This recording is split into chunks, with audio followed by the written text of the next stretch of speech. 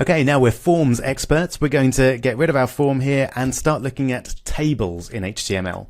Tables are really useful ways of setting out data or any kind of information to the user in a sort of Excel spreadsheet-like manner. Let's take a look and see how we do it. As you might be able to guess, we use the table tag to start off our table. And then within the table, we have a table row. So tr. And then within the table row, we have individual table cells. And for those we use TD, which is short for table data. So if, for example, I wanted to put my family's favorite colors here, I might have Rob and then another item of data or cell and then green. And that would then fill the first table row. Let's just have a quick look and see. At the moment, that just looks like Rob and green. Nothing particularly special there. But then we can add another table row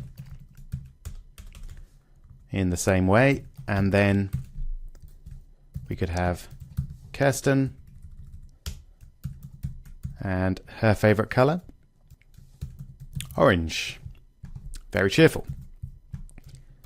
So now you can see it spreads out everything nicely, so everything's well aligned within the table. So now I'm just going to copy and paste these so you don't have to watch me typing them again, but we'll have Tommy. His favorite color is somewhat in transition, but at the moment it's still pink.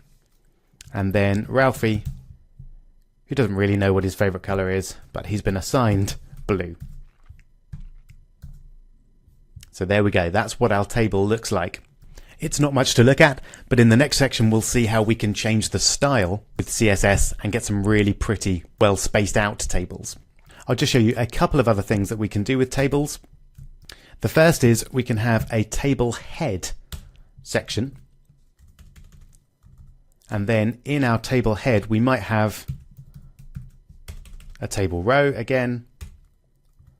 And then here, instead of having a standard bit of table data, we have a table heading section. So we might have name for the first column, for example, and then favorite color, 2 U's in there, fantastic. And then let's check that out. And you can see that we've got a slightly different styling on the table head cells there. So they're bold and they're centered as well. And we could obviously change that styling if we wanted to. If we didn't like that favorite color goes on for a bit too long, we could add a line break in there. And then it would again align everything nicely horizontally and vertically for us. Finally then, if we're going to have a table head, we should really separate the second part into a table body. Now this doesn't actually change anything in terms of the look, but it makes our code nice and clear as to which bit of the table is which. Now you can see I was individually indenting all of those. With most text editors, you can actually indent a whole chunk of code just by selecting it all and then pressing tab. And that then indents everything really nicely. Excellent. So you're now pretty familiar with HTML tables.